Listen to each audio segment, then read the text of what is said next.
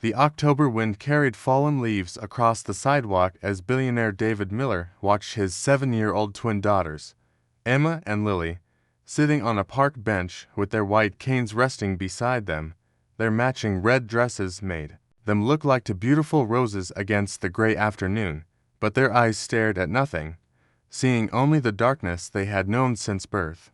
David's heart broke into 1,000 pieces every single day watching his precious girls navigate a world they could never see. He had built a technology empire worth billions of dollars, created software that changed how people worked around the world, but all his money and all his connections couldn't buy the one thing he wanted most in this world: sight for his daughters. The best doctors in America, Europe, and Asia had all said the same thing, that Emma and Lily's optic nerves had never developed properly in the womb, and there was no surgery, no treatment, no miracle cure that could give them what they had never had. David would have given every penny of his fortune, would have traded his own eyes without hesitation, if it meant his little girls could see even one sunset, one rainbow, or just look into his face and know what their daddy looked like.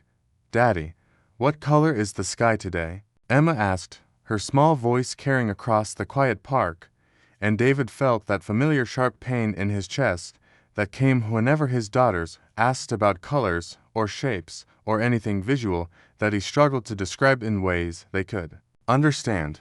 "It's blue, sweetheart, like the feeling of cool water on your skin," he answered, trying to translate sight into the senses his daughters knew, but knowing his words were poor substitutes for the real experience of seeing the endless autumn sky above them. Lily turned her head toward the sound of children playing on the nearby playground, and David saw the longing in her expression, the wish to run and play freely like other kids without worrying about obstacles or getting lost or needing someone to guide them everywhere they went. That's when David noticed the boy standing about 20 feet away, a child who looked maybe 8 years old, wearing clothes that had seen better days, with patches on the knees of his jeans and shoes that were held together with duct tape.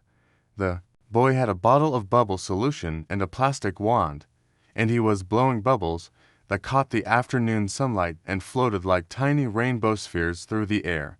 What happened next made David's breath catch in his throat, because Emma suddenly turned her head directly toward the bubbles, even though there was no sound to guide her, and her face lit up with an expression of wonder David had never seen before. "Lily," Emma whispered urgently to her sister, reaching out to grab her hand with unusual accuracy, not fumbling or searching, but knowing exactly where Lily's hand was. "Can you feel them? The bubbles, they're warm and cold at the same time, and they make the air taste different, like happiness has a flavor." Lily's mouth opened in surprise as she turned toward the bubbles, and both girls began moving their hands through the air with a purpose and precision that made David's scientific mind race with questions. The shabby boy noticed the twins' reaction and walked closer, his movements careful and deliberate, like someone approaching wild birds they didn't want to frighten away. "Hi, I'm Tommy," the boy said in a gentle voice that sounded older than his years, like he had experienced more of life than any 8-year-old should have to. "Do you want to play with the bubbles? My mama says they're special bubbles that help people see with more than just their eyes." Without waiting for permission from David or an answer from the girls, Tommy began blowing bubbles directly toward Emma and Lily, and what happened next defied every law of physics and biology that David knew. The twins began describing things they shouldn't be able to perceive, their hands reaching out and actually catching bubbles with impossible accuracy, their faces glowing with a joy that made them look transformed. "I can see shapes in my mind," Lily gasped, her voice filled with amazement as a bubble popped near her face. "Not with my eyes, but with something else, like my skin is learning to see." And the bubble showed me what round means, really means. Not just the word, but the actual feeling of roundness. Emma was nodding excitedly, her hands still moving through the air, catching more bubbles, and she added, "The bubbles are teaching us, Daddy.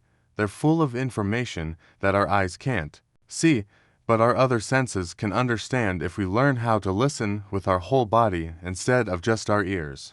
David's rational mind wanted to dismiss this as imagination, as to lonely blind girls creating fantasy to cope with their disability, but he couldn't ignore what his eyes were showing him.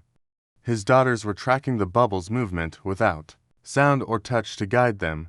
They were reaching out and making contact with bubbles they shouldn't be able to locate, and most remarkably, they were describing visual concepts in ways that suggested they were actually perceiving something real. Tommy continued blowing bubbles with intense concentration, and David noticed that these weren't normal bubbles from a store-bought solution. They seemed to shimmer with an unusual iridescence, lasting longer than regular bubbles and moving through the air in patterns that didn't quite match the wind's direction, as if they had a purpose and destination of their own. "How are you doing this?" David asked Tommy, his voice barely above a whisper because he was afraid that speaking too loudly might break whatever spell was happening. Tommy looked at him with eyes that held too much sadness for a child, and he said, "My mama is sick, really sick, and she might die like my daddy did, and when you know someone you love is leaving, you start seeing the world different. Daddy taught me, before he died, that everything in the world is connected by invisible threads, and if you blow bubbles with love and intention, they can carry messages along those threads to people who need them." David wanted to ask 100 questions, wanted to understand the science behind what seemed like magic, but he held back because his daughters were laughing, really laughing with pure joy for the first time in months, maybe years. "Where is your mother now?" David asked instead, and Tommy's face darkened as he answered, "She's at the free clinic on Maple Street, the one where people without money go. But they can't do much for her because the medicine she needs costs more than we'll ever have. I come to the park when she's sleeping because being outside helps me not think about how scared I am of being alone." The boy's words hit David like a physical blow because here was this child, dealing with poverty and the potential loss of his only parent, and yet he had stopped to bring joy to two strangers, to share whatever gift he possessed with Emma and Lily without asking for anything in return. "Can Tommy come back tomorrow?" "Daddy, please," Emma asked, her voice hopeful in a way David hadn't heard in so long, and Lily added, "We need to learn more about seeing without eyes, and Tommy knows things nobody else knows." But when David looked back at Tommy, the boy was already backing away, fear replacing the calm confidence he'd shown while working with the bubbles. "I shouldn't be here," Tommy said quickly, his voice panicked now. "This is the rich part of town and Mama says we don't belong here, that people like you don't want people like us around, making things complicated." Before David could protest, before he could tell Tommy that he was welcome, that he was wanted, that what he'd just done for Emma and Lily was worth more than all the money in David's bank accounts, the boy turned and ran, disappearing through the park gates like he was being chased by invisible demons. David pulled out his phone immediately, his fingers flying across the screen as he texted his assistant, his security team, his private investigator, anyone who might help him find this remarkable child and his sick mother. "Cancel all my meetings for the next week," he typed to his assistant. "Find everything you can about an 8-year-old boy named Tommy whose sick mother goes to the free clinic on Maple Street. This is the highest priority, more important than the merger, more important than anything else we're working on." His daughters were still sitting on the bench, but something had changed in them, something fundamental that went beyond the temporary joy of playing with bubbles. That night, David couldn't sleep, his mind racing with what he'd witnessed in the park, trying to find logical explanations for the impossible. He researched everything he could find about blindness and alternative perception, reading about echolocation and synesthesia and dozens of other phenomena, but nothing quite matched what he'd seen happen with Tommy's bubbles. Emma and Lily had insisted on sleeping in the same bed, whispering to each other about the warm colors and soft lights they'd felt through the bubbles, describing sensations that seemed to exist somewhere between the traditional 5 senses. David stood in their doorway watching them sleep, seeing peace on their faces that had been absent for so long, and he made a promise to himself and to them that he would find Tommy again, would understand what had happened, would pursue this thread of hope no matter where it led. His ex-wife Sarah had hung up on him when he'd called to tell her about the incident, dismissing it as wishful thinking and warning him not to fill their daughters' heads with false hope that would only lead to greater disappointment. But David knew what he'd seen, knew that something real had happened in that park, something that defied conventional understanding, but was no less true for its mystery. His phone buzzed with a message from his investigator, who had already found some information about Tommy and his mother, and what David read made his heart ache even more. Tommy's full name was Thomas Chen, and his mother Maria was a 32-year-old immigrant from the Philippines who had come to America 8 years ago with her husband James, who had died in a construction accident 2 years ago, leaving Maria and Tommy with nothing but debt and grief. Maria had been diagnosed with tuberculosis that had spread to her lungs and possibly her bones, and without proper treatment, the doctors at the free clinic estimated she had maybe 6 months to live, possibly less if the disease progressed rapidly. Tommy had been flagged by social services as at risk, but Maria had managed to keep custody by proving she could still care for him, though the reports noted concerns about what would happen to the boy if his mother's condition worsened. The address listed for them was in the worst part of the city, a building that had been condemned but was still inhabited by people who had nowhere else to go, and David felt sick thinking about that remarkable child living in such conditions, while possessing a gift that seemed almost miraculous. The investigator had also discovered something interesting about Tommy's father James, who had apparently been known in their community for having unusual abilities of his own, being able to find lost objects and sometimes knowing things before they happened, though most people had dismissed these stories as coincidence or exaggeration. But David wondered if perhaps Tommy had inherited something from his father, some genetic trait or learned ability that allowed him to do what he'd done with the bubbles, and if so, what else might be possible.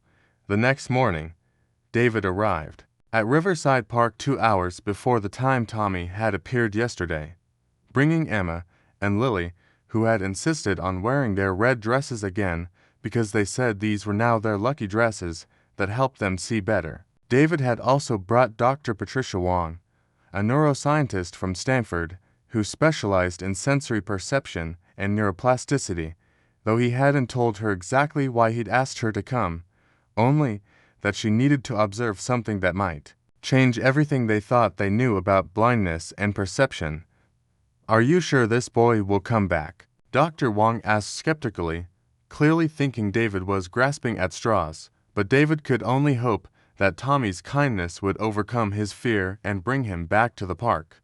Emma and Lily sat on the same bench, their faces turned toward the entrance where Tommy had appeared, and they waited with a patience that surprised David because usually the girls got restless and anxious in unfamiliar situations. "He'll come," Emma said with certainty that seemed to come from somewhere deeper than hope. "We can feel him getting closer, like there's a string connecting us that gets tighter when he's near." Dr. Wong raised an eyebrow at this statement, but before she could say anything, Lily added, "The air tastes different when Tommy's around, like it has more possibilities in it, more paths for information to travel that don't need eyes to see." At exactly 3 o'clock, just like yesterday, Tommy appeared at the park entrance, but this time he wasn't alone because walking beside him, leaning heavily on his small shoulder, was a woman who could only be his mother Maria. She was heartbreakingly thin, her skin pale with the gray undertone of serious illness, wearing clothes that were clean but worn 2 threads, and she moved with the careful steps of someone in constant pain who had learned to hide it. Tommy saw the twins and his face lit up with joy, but Maria pulled him back, her voice weak but firm as she said, "Tommy, we talked about this. These people aren't our friends. They live in a different world, and we don't belong here." David stood up slowly, not wanting to frighten them away, and said in his gentlest voice, "Please, ma'am, Your son did something incredible for my daughters yesterday, something no doctor or specialist has been able to do in 7 years of trying. They haven't stopped talking about him, and they've been happier in the last 24 hours than I've seen them in their entire lives." Maria's eyes filled with tears, and she looked at her son with a mixture of pride and sorrow as she said, "Tommy's always been special that way. Ever since his daddy died, he sees things different, feels things different, like God gave him extra senses to make up for losing his father." She started coughing then, a harsh, wet sound that made David's chest hurt just hearing it, and when she pulled the tissue away from her mouth, he could see spots of blood that she tried to hide. Tommy broke free from his mother's grip and ran to Emma and Lily, pulling out his bubble solution with excitement, and he announced, "I brought a better mix today. I added some of my daddy's special ingredients that he wrote down before he died, things that help the bubbles carry more information and last longer, so you have more time to understand what they're teaching." As he began blowing bubbles, Dr. Wong gasped and grabbed David's arm because what she was seeing challenged everything she knew about neuroscience and perception.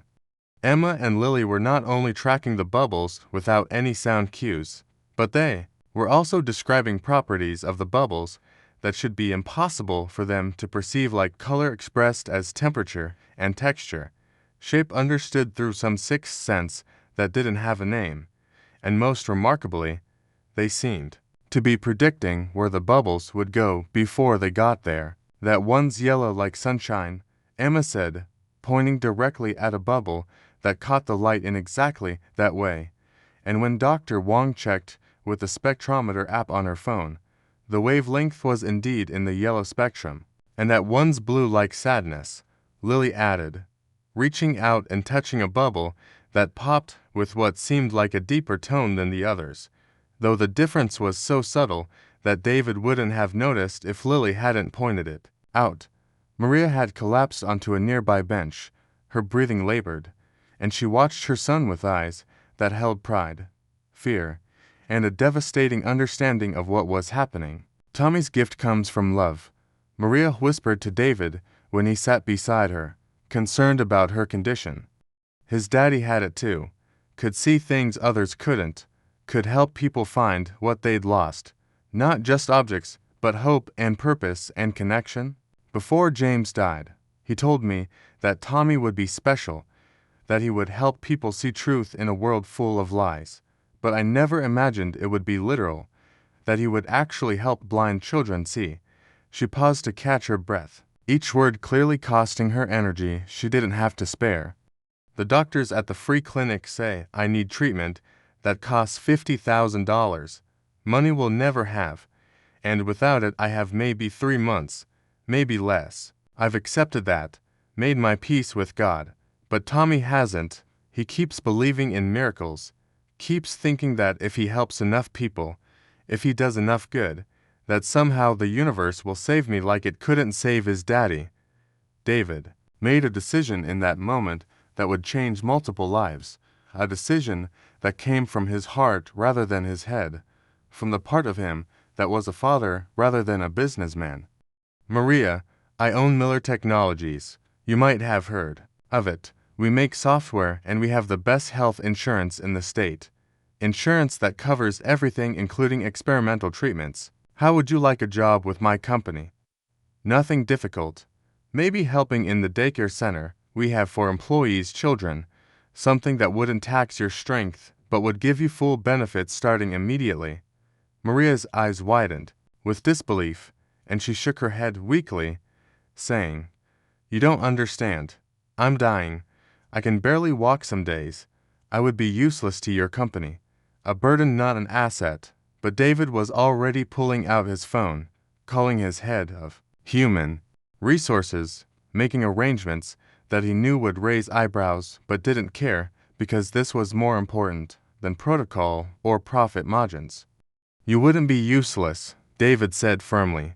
"You raised a son who has more compassion and ability in his 8-year-old heart than most people develop in a lifetime. That alone qualifies you for any position I have to offer. And speaking of Tommy, I'd like to hire him too, as a special consultant for my daughters. Let's say $5,000 a month. Would that work? The amount was ridiculous for an 8-year-old's part-time help. David knew that, but he also knew that this child possessed something priceless, something that all his billions couldn't buy. And if money could keep Tommy and his mother in their lives, could get Maria the treatment she needed, then David would pay 10 times that amount without hesitation. Maria started crying then, great heaving sobs that turned into coughing that brought up more blood, and Tommy ran to his mother, his small arms wrapping around her frail body as he said, "It's okay, Mama. These are good people. I can feel it. In the bubbles, they shine different than most people, brighter and warmer and more real." Dr. Wong was practically vibrating with excitement as she watched the twins continue to interact with the bubbles, taking notes on her tablet and occasionally taking photos and videos with professional equipment she'd brought. "David, what I'm seeing here shouldn't be possible," she said quietly. "Their occipital lobes are completely underdeveloped, their optic nerves are essentially non-functional, but somehow they're processing visual information through alternative neural pathways that we've never documented before. This boy, in just playing with bubbles, he's somehow triggering neuroplastic changes that could revolutionize how we understand perception and consciousness." She paused, watching as Emma caught 3 bubbles in quick succession without any hesitation or searching, her movements as precise as any sighted child's. "We need to study this properly, with full brain scans and controlled conditions. But if what I'm observing is real and reproducible, we're looking at the biggest breakthrough in neuroscience in the last century." David nodded, but his focus was on his daughters' faces, on the pure joy and wonder they were experiencing, on the way they were laughing and playing like any other children instead of sitting quietly and carefully like they usually did. "We can study it," he agreed, "but not at the expense of whatever magic is happening here. Tommy and his mother need help. My daughters need hope. And sometimes the best things in life can't be measured or understood, only experienced and accepted." The next few weeks became a whirlwind of activity as David threw his considerable resources into helping Maria get treatment while also trying to understand what Tommy was doing with the twins. Maria was admitted to the best hospital in the city, where tests revealed that her tuberculosis was advanced but not untreatable, and with proper medication and care, she had a fighting chance at recovery, though it would be a long and difficult process. Tommy moved with his mother into a temporary apartment David arranged near the hospital, a clean, safe place with heat and running water and windows that weren't broken, and the boy cried the first night because he'd never lived somewhere so nice. Every afternoon, Tommy would come to David's house to work with Emma and Lily, and what had started as bubble play evolved into something much more sophisticated and remarkable. Tommy taught the girls to feel colors through temperature and texture, to understand shapes through air pressure and movement, to perceive distance through subtle changes in sound and vibration that most people never noticed. It wasn't sight in the traditional sense, but it was something perhaps even more remarkable, a form of perception that integrated all the senses into a unified experience that allowed the twins to navigate and understand their environment in ways they never had before. Dr. Wong brought in colleagues from around the world, and soon David's house became an informal research center with scientists observing and documenting what they were calling the Tommy effect. But not everyone was happy about these developments, and David's ex-wife Sarah became increasingly angry and concerned about what she saw as false hope and potentially dangerous experimentation. She arrived at David's house one evening with her lawyer, demanding to see the girls and threatening to go to court if David didn't stop what she called this ridiculous and harmful fantasy. "You're setting them up for devastating disappointment," Sarah said coldly, her perfectly manicured nails tapping on the table as she spoke. "They're blind, David. They will always be blind, and teaching them to pretend otherwise is cruel and irresponsible." Emma and Lily were in the next room with Tommy, and they could hear their mother's words, could feel the sharp edges of her disbelief cutting through their newfound hope. "We're not pretending, "Mommy," Emma said quietly from the doorway, her small form straight and dignified despite her age. "Tommy's teaching us to use the senses we have in ways nobody thought to teach us before. Just because we can't see with our eyes doesn't mean we can't perceive the world around us." Lily joined her sister, and together they demonstrated what they'd learned, navigating the room with confidence, identifying objects by their energy signatures, as Tommy called them, even describing the emotional states of the adults in the room, with startling accuracy. "You're angry but also scared, Mommy," Lily said softly. "You're afraid that if we hope and fail, it will hurt too much, but being afraid of hurt means being afraid of trying, and we'd rather try and fail than never try at all."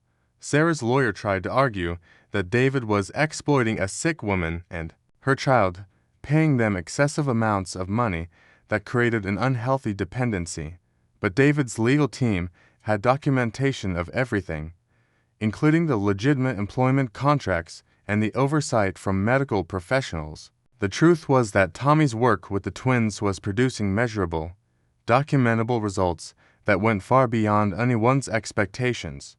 Brain scans showed new neural pathways forming, connections between sensory regions that had never been active before, and while the girls couldn't see in the traditional sense, they were developing a form of perception that was in some ways more sophisticated than normal sight. They could sense emotions and intentions, could feel the history of objects through touch, could navigate in complete darkness as easily as sighted people did in light, and most remarkably, they seemed to be teaching these abilities to other blind children they met. The scientific community was divided between those who saw this as the next step in human evolution and those who dismissed it as pseudoscience and wishful thinking, but the evidence was mounting that something real and reproducible was happening. Maria, recovering slowly but steadily from her illness, watched it all with a mixture of pride and concern, knowing that her son's gift came with a cost that not everyone could see. One evening, as Tommy worked with the twins on something he called bubble mapping, where they used the bubbles to create three-dimensional mental images of spaces, David noticed that the boy seemed tired, more tired than an 8-year-old should be even after hours of concentration. "Are you okay, Tommy?"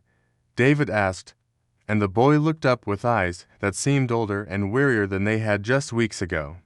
"Using the gift takes energy," Tommy explained quietly, "not just regular energy like from food and sleep, but something deeper, like pieces of your soul that you give away to help others." Daddy got more tired near the end, before the accident, like he had used up too much of himself helping people and didn't have enough left for himself.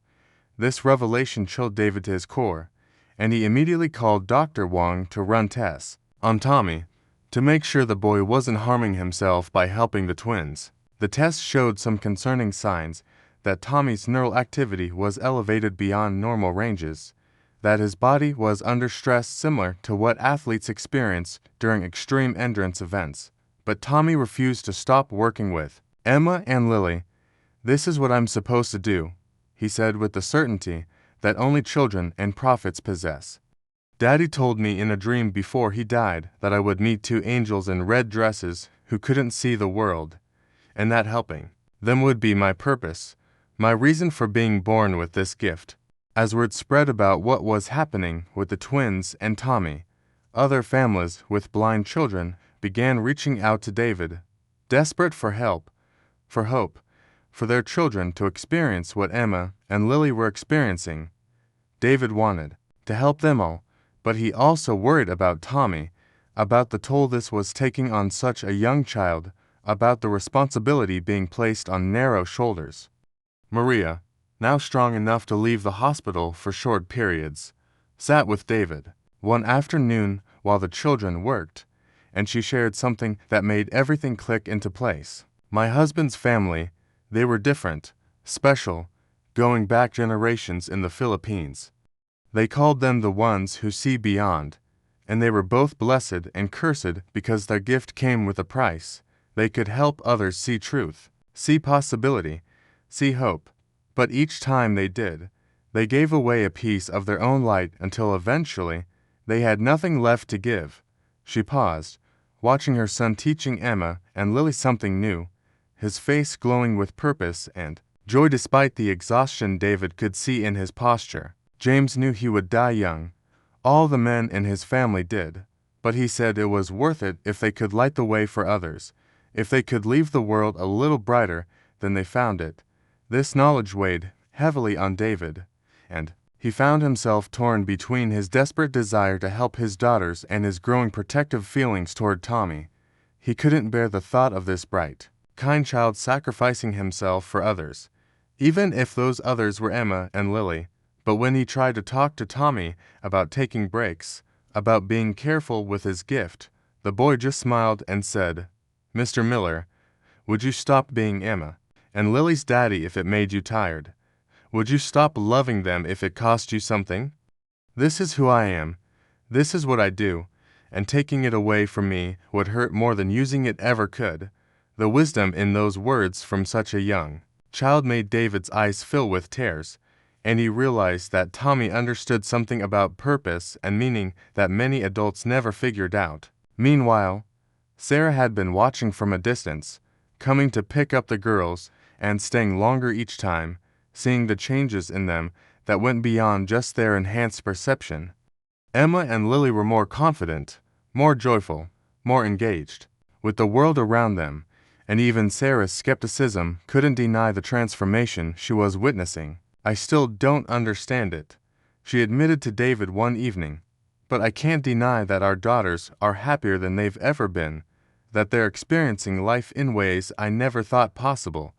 The breakthrough came 6 months after that first meeting in the park, when Emma suddenly grabbed her father's arm during a session with Tommy and said, "Daddy, I can see you, really see you, not just feel you, but see you with something that isn't my eyes, but works like eyes." For 30 seconds, maybe less, Emma described David's face in perfect detail, the color of his eyes, the shape of his nose, the way his hair fell across his forehead, things she had never been able to perceive before. The moment passed quickly, and Emma's perception returned to the enhanced but non-visual state she'd been developing. But those 30 seconds changed everything because they proved that something was happening at a neurological level that went beyond just enhanced sensory integration. Dr. Wong's test showed that for those brief moments, Emma's brain had created alternative visual processing pathways that bypassed her damaged optic nerves entirely, using other sensory input to construct genuine visual imagery.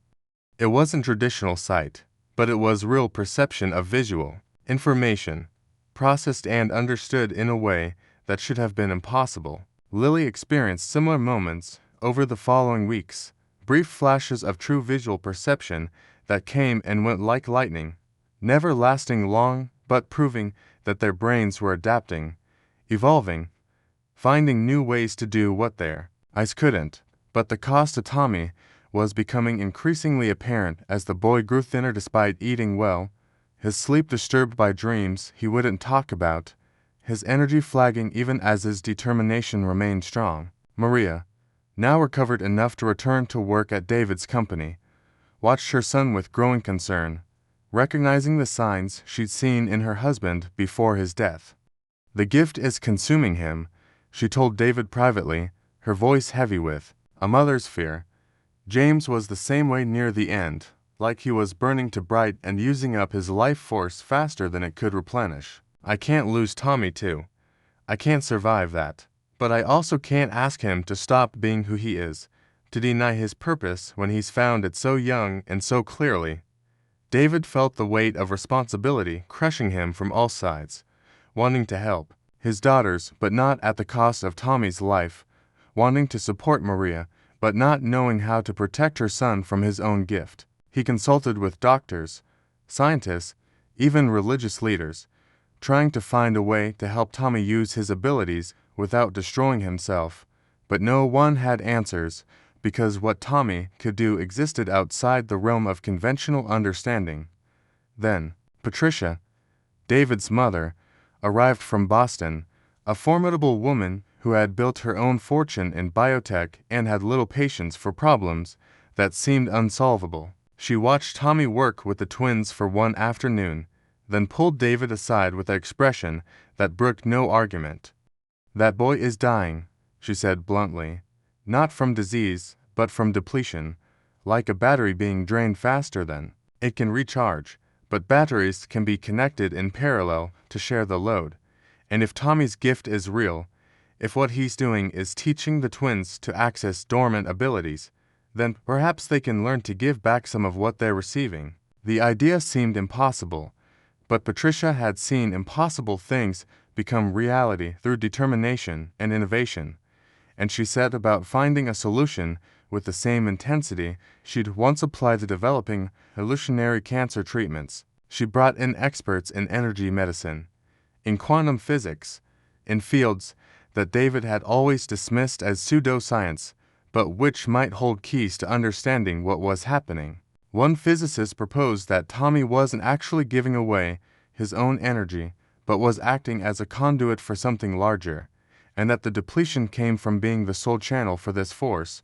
The solution, when it came, was beautifully simple and came from the children themselves. Emma and Lily had been practicing sharing their enhanced perception with each other, creating a link between their minds that allowed them to experience the world through both sets of senses simultaneously. One day, without being asked or instructed, they included Tommy in this link, and something remarkable happened. Instead of Tommy pouring his gift into them, the energy began flowing in multiple directions, circulating among the three children, like a current that strengthened rather than depleted each individual. Tommy's exhaustion lifted almost immediately, his color returned, and for the first time in months, he looked like the healthy 8-year-old boy he should be. "We're like a circuit now," Lily explained to the watching adults, her voice matter of fact as if this was the most normal thing in the world. "Tommy showed us how to open the doors, but now we're all holding them open together. And it's easier when you're not doing it alone." Emma added, "We can feel other blind children too. Ones we've never met, like they're sleeping but ready to wake up if someone shows them how. Tommy won't have to do this alone anymore because we can teach others what he taught us, and they can teach others, and eventually, no one will have to carry the gift alone." This revelation led to the development of what became known as the Cincinnati Protocol, a method for teaching enhanced perception to blind children that distributed the energy cost among multiple participants, preventing any one child from being depleted. Within a year, the protocol was being used in schools for the blind across the country, and children who had been limited by their lack of sight were discovering new ways to perceive and interact with the world. Tommy became something of a celebrity in the medical and scientific communities, though he remained the same humble, kind boy who had first approached the twins in the park with his bubbles. Maria, fully recovered and working as the director of a new foundation David had created to spread Tommy's methods, often marveled at how their lives had changed from that day when her sick, scared son had decided to share his gift with two strangers. The twins continued to develop their abilities, and while they never achieved traditional sight, what they could do went far beyond what most sighted people were capable of. They could sense illness in others before symptoms appeared, could feel the emotional history of places, could navigate in conditions that would leave sighted people helpless, and most remarkably, they could teach these abilities to others. Sarah, who had fought so hard against what she saw as false hope, became one of the program's strongest advocates after witnessing not just what it did for Emma and Lily, but what it meant for hundreds of other children who had been told they would always be limited by their blindness. She and David found a new partnership in their shared amazement at their daughter's capabilities, and while they never rekindled their romance, they became true partners in parenting their extraordinary children.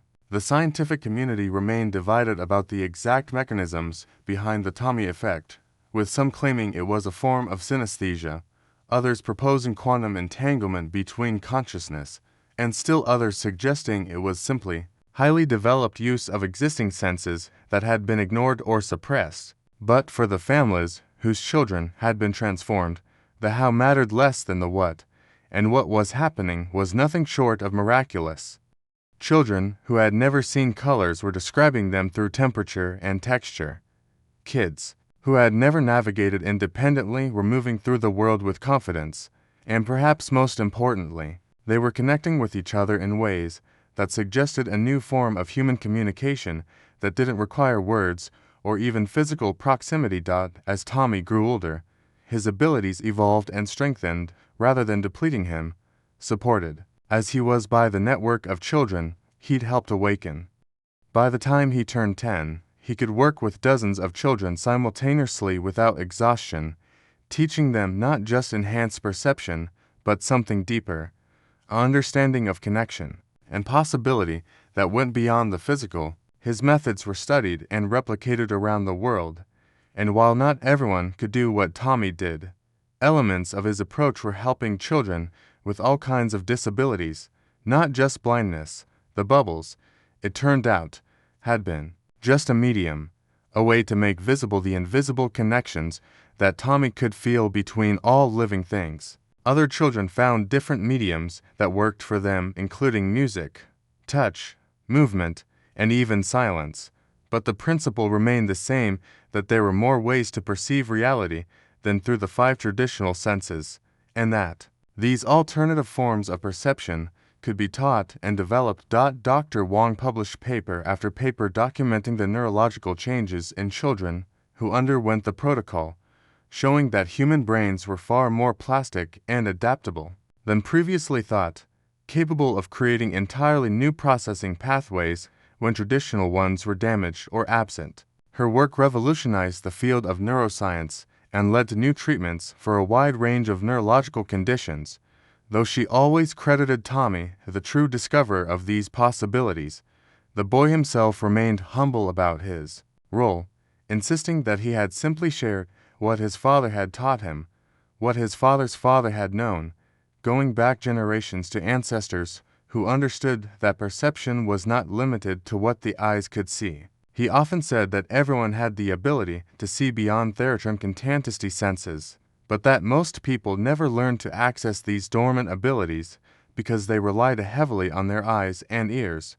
When you lose one sense, he explained to a group of scientists who had come to study him, you don't become less capable, you become motivated to discover what else you can do, what other doors you can open in your mind. The first international conference on enhanced perception was held 3 years after that initial meeting in the park, and David stood on the stage looking out at an audience of thousands, including scientists, doctors, educators, families with blind children, and skeptics who had come to see if the Tommy effect was real or just elaborate wishful thinking. Emma and Lily, now 10 years old, stood beside him wearing their signature red dresses, though these were designer versions gifted by a fashion house that had become interested in their story. Tommy, 11 now and growing tall, stood with his mother Maria, who had not only survived her tuberculosis, but had become a powerful advocate for families dealing with both illness and disability. 3 years ago, David began his speech. I thought my daughters would never experience the visual beauty of our world, and I grieved for all the things they would miss. But what I've learned through Tommy and through watching Emma and Lily develop their enhanced perception is that we were the ones missing things, those of us with working eyes who never bothered to develop our other capabilities because we didn't need to. He paused, looking at his daughters who were scanning the audience with their enhanced senses, picking up emotional signatures and energy patterns that no one else could perceive. My daughters can't see colors the way most people do, but they experience them as symphonies of temperature and texture that may be richer than what our eyes show us. They can't see faces, but they can feel the emotional history of a person, the joys and sorrows that have shaped them. In ways that make visual appearance seem superficial, Tommy took the microphone next, his voice clear and confident despite his youth, shaped by years of explaining the inexplicable to rooms full of skeptical adults. People ask me how I do what I do, he said, and the truth is that I don't do anything special. I just help people remember what they already know, but have forgotten, that we're all connected, that information travels in more ways than through light and sound, and that the human brain is capable of processing reality in ways we're only beginning to understand. He demonstrated then, not with bubbles this time, but with something even more remarkable. He asked for volunteers from the audience, specifically requesting people who are not blind, who had no sensory disabilities, who considered themselves completely normal. 20 people came to the stage, and Tommy worked with them for just 10 minutes, teaching them a simple meditation technique combined with specific hand movements and breathing patterns. By the end of those 10 minutes, half of the volunteers were reporting enhanced perception, describing auras around people, feeling emotions from across the room, one woman even correctly identifying playing cards that were turned face down on a table. The audience gasped and murmured, some claiming it had to be a trick, but the volunteers were as shocked as anyone, ordinary people who had suddenly accessed abilities they didn't know they possessed. Dr. Wong presented the scientific data that had been gathered over 3 years, brain scans and measurement readings that showed undeniable changes in neural activity, new pathways forming, dormant regions of the brain lighting up with activity. We're not talking about supernatural abilities, she emphasized, but about natural human capabilities that have been suppressed or ignored because we haven't needed them in our modern world. Tommy's gift, if we can call it that, is the ability to activate these dormant capabilities in others, to essentially wake up parts of the brain that have been sleeping. She showed slides of brain scans from 50 different children who had undergone the protocol, all showing similar patterns of development, suggesting that this was not unique to Tommy or the twins, but was a latent potential in all humans. The implications were staggering, not just for people with disabilities, but for humanity as a whole, suggesting that we might be on the verge of an evolutionary leap in consciousness, one triggered not by genetic mutation, but by intentional activation of existing but unused neural pathways. The medical establishment remained divided, with some embracing the research and others dismissing it as pseudoscience, but the families whose children had been helped didn't care about academic debates when they could see the real-world results in their kids' improved quality of life.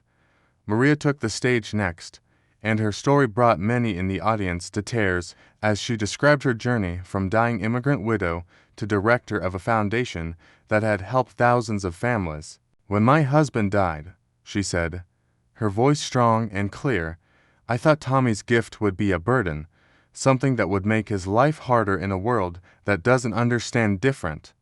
But watching him work with Emma and Lily, seeing how his ability to help others gave him purpose and joy even in our darkest moments, I realized that what seems like a burden can be a blessing if you share it with others who need what you have to give. She talked about the network of families that had formed around the protocol, supporting each other not just in developing enhanced perception, but in dealing with the challenges of raising children who experienced the world differently than most. She announced new programs the foundation was launching, including training for teachers, support groups for parents, and research into applications beyond blindness, helping children with autism, learning disabilities, and other neurological differences access alternative forms of perception and communication. The foundation had also partnered with tech companies to develop tools that could help amplify and focus enhanced perception, though Tommy insisted these were just training wheels and that the real power came from within each individual. One of the most moving moments of the conference came when a group of children who had been working with Tommy over the past 2 years performed a demonstration that no one who saw it would ever forget. 30 blind children stood in a circle on the stage, holding hands, and without any verbal communication, they began to move in perfect synchronization, creating complex patterns and formations that would have been challenging for sighted dancers to achieve. They weren't following music or verbal cues, but were connected through the enhanced perception network they had developed, each child aware of every other child's position and intention in real time. As they moved, members of the audience began to feel something, a tingling sensation, awareness of connection that spread through the room like a gentle wave.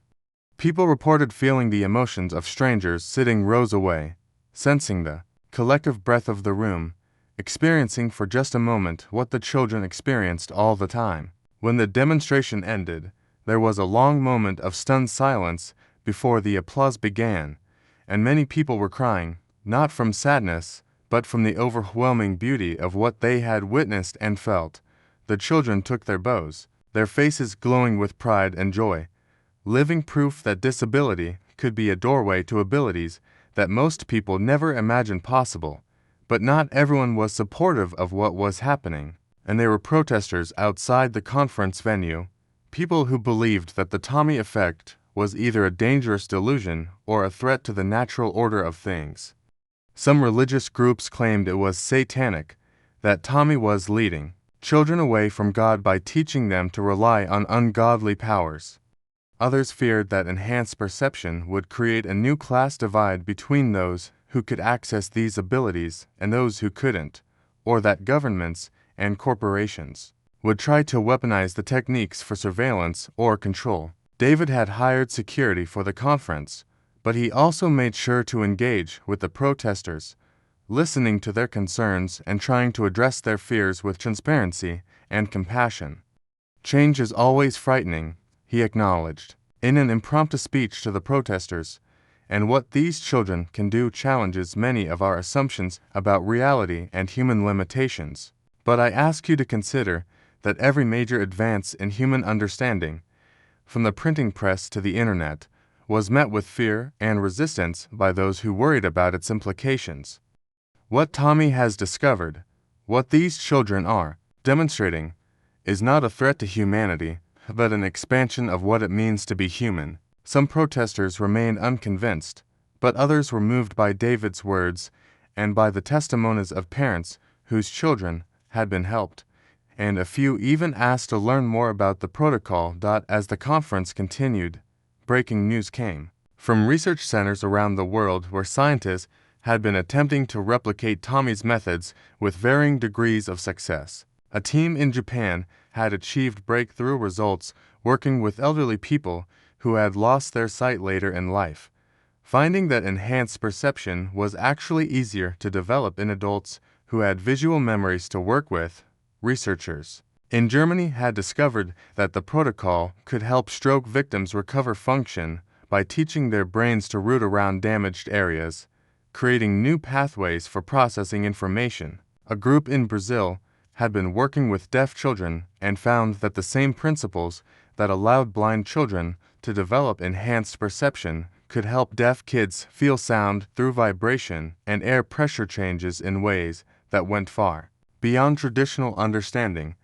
The cumulative evidence was becoming overwhelming that Tommy had discovered or rediscovered something fundamental about human consciousness and perception, something that had applications far beyond helping blind children see. Yet Tommy himself remained focused on his original mission, working directly with children, teaching them not just enhanced perception, but the deeper lesson that limitations were often just unopened doors waiting for someone to show you where the handle was.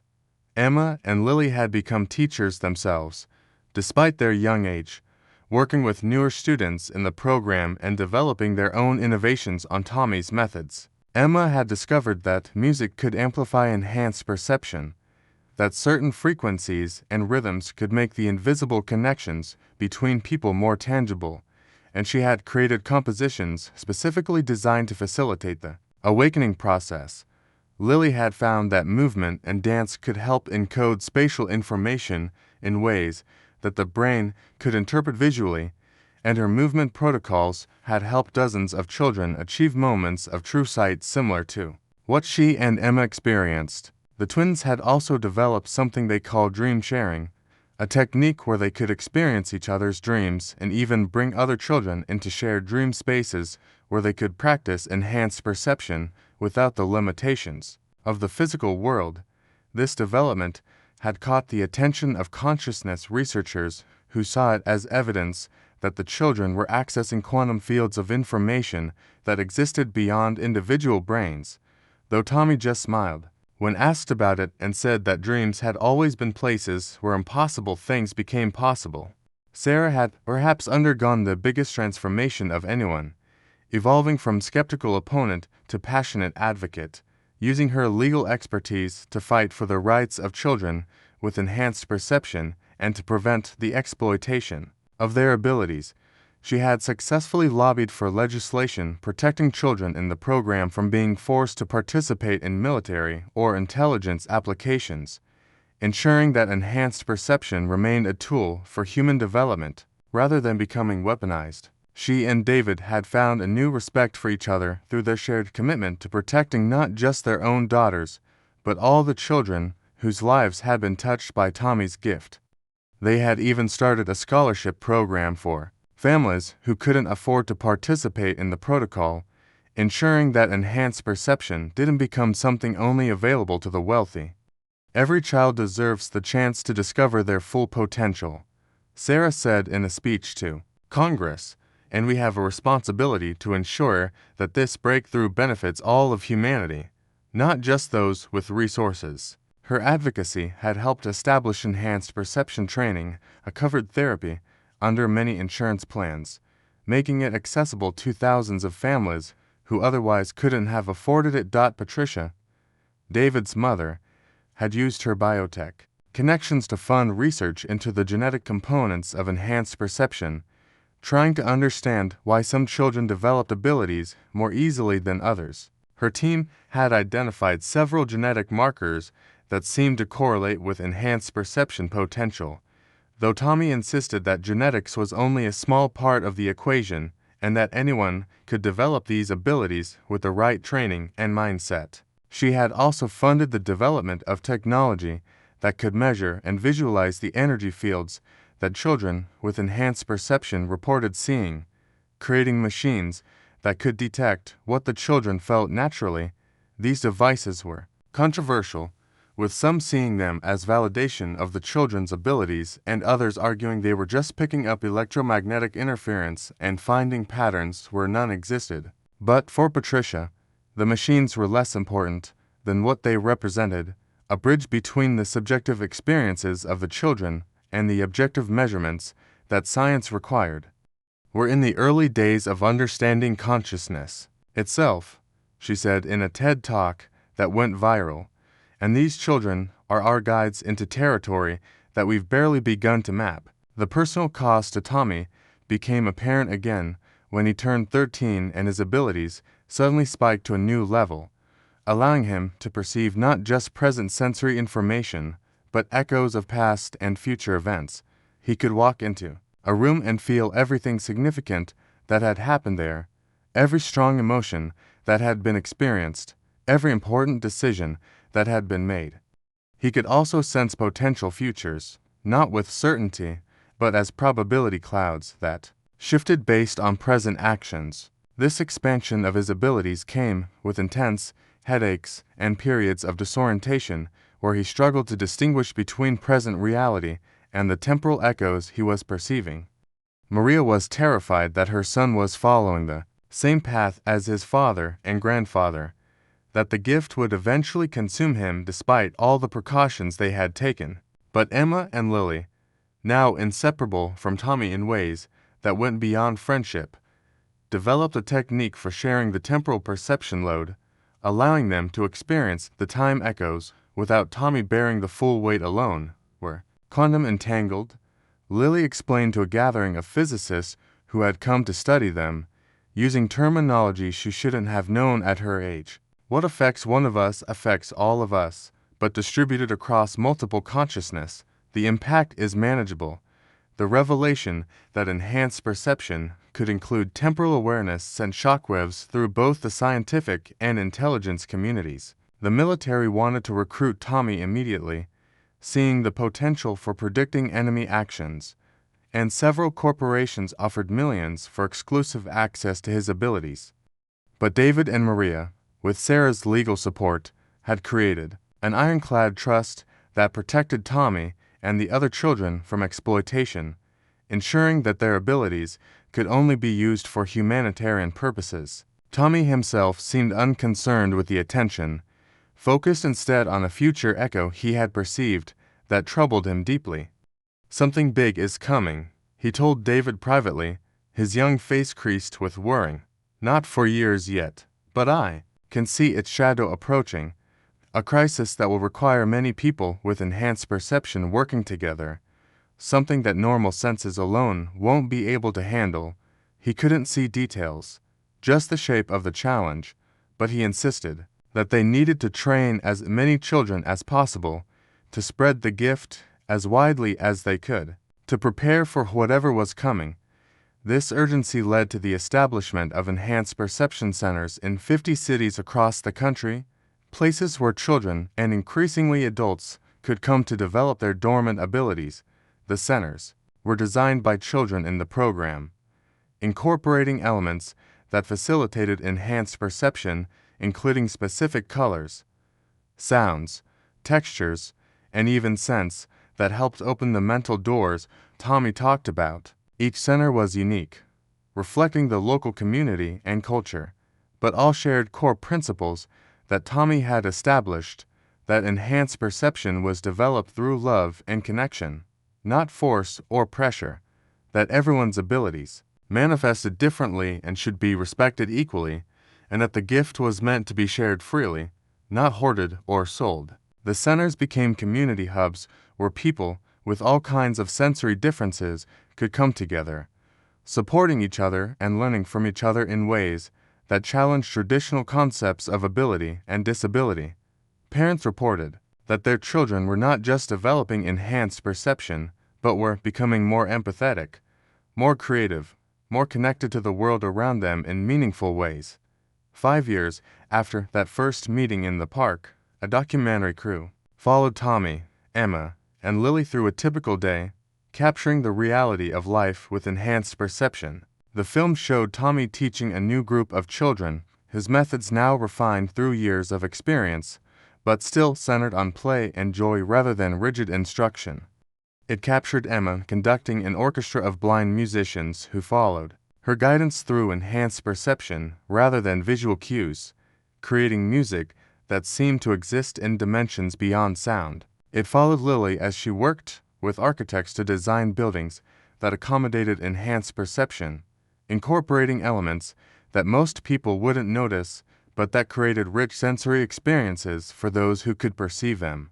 The documentary also showed the challenges, the days when the children's abilities overwhelmed them, when the weight of feeling everything around them became too much, when they had to retreat into specially designed quiet spaces to recover their equilibrium. It revealed that Tommy still used bubbles in his teaching, though now he understood that the bubbles were just a metaphor for the connections between all living things, visible representations of the invisible threads that bound humanity together.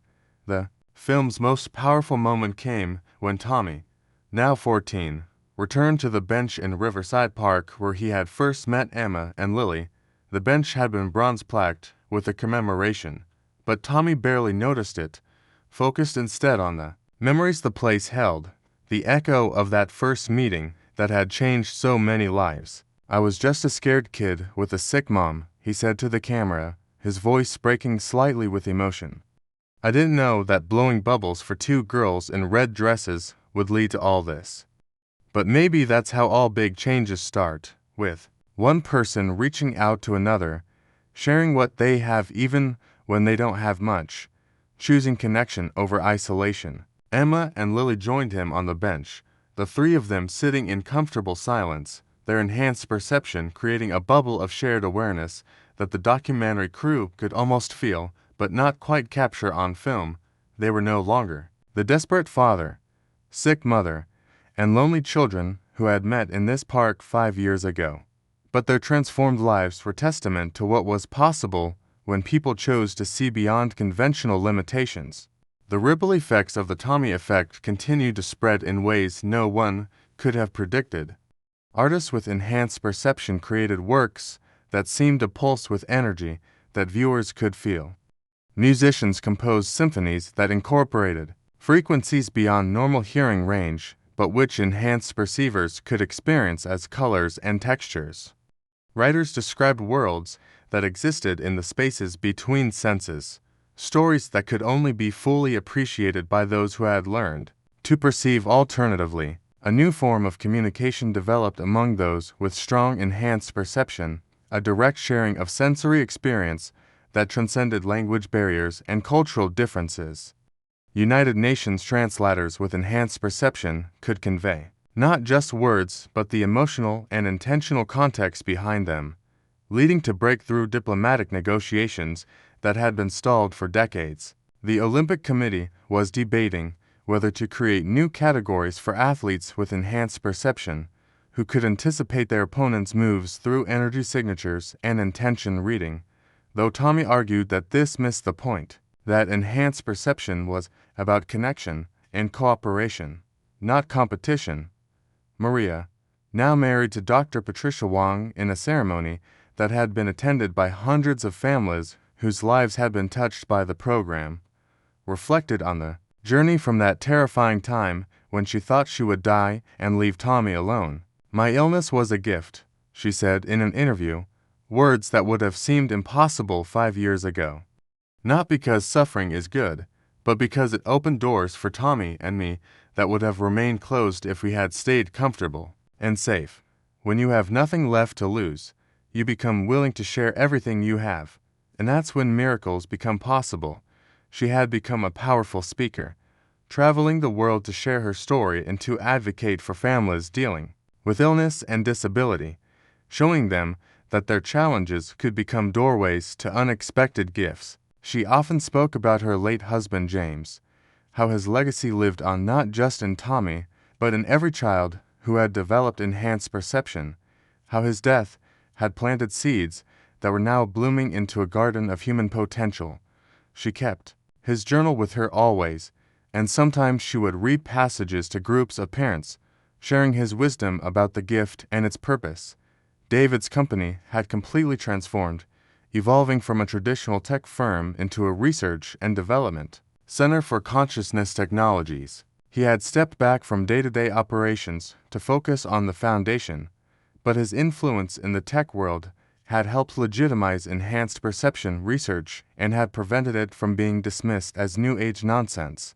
He often thought about that day in the park, how close he had come to missing Tommy, how easily he could have dismissed the boy as a distraction or a problem to be avoided. "The best things in my life," he said in a Stanford commencement speech, "came from being willing to believe in something that seemed impossible, from choosing hope over skepticism, from recognizing that a poor boy with bubble solution might have more to offer my daughters than all the specialists money could buy."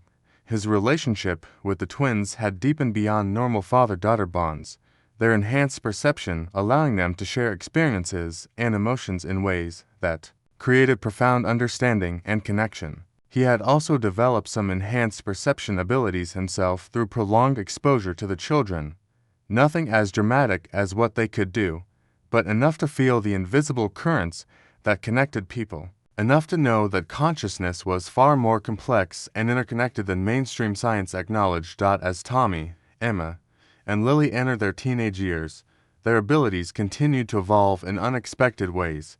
Tommy's temporal perception had stabilized, allowing him to help prevent accidents and guide people away from dangerous decisions, though he was careful never to interfere with free will or natural consequences. Emma's musical abilities had developed to the point where she could use sound to temporarily restore sight to blind individuals, creating acoustic holograms that translated visual information into complex audio patterns that the brain could interpret as images. Lily had discovered she could project her enhanced perception to others, temporarily allowing people with no training to experience the world as she did, though this was exhausting and could only be maintained for minutes at a time. Together, the three of them were exploring the furthest reaches of human consciousness, pushing the boundaries of what was possible while remaining grounded in the simple truth Tommy had understood from the beginning, that the gift was about connection, about recognizing that we are all part of something larger than our individual selves. The 10th anniversary of that first meeting in Riverside Park was marked with a global celebration, with enhanced perception centers around the world holding simultaneous events connected through the consciousness network that had developed among practitioners. Millions of people participated, From the original blind children who had been Tommy's first students to world leaders who had undergone the protocol to better understand and serve their constituents, the event raised funds for expanding the program to developing nations where children with disabilities had limited access to any support, let alone cutting-edge consciousness training. Tommy, now 18 and preparing for college where he planned to study neuroscience and philosophy, gave a speech that was broadcast globally, his words reaching people in dozens of languages, though enhanced perceivers could feel his meaning directly without translation. 10 years ago, I was just trying to help the girls in red dresses, he said, his voice carrying the weight of all he had experienced and learned. I thought I was sharing a small gift my father had taught me, but what I learned from Emma and Lily and all the children who came after is that the gift was never mine to give. It belonged to all of us, waiting to be discovered, waiting for us to realize that our perceived limitations are often just invitations to discover new capabilities.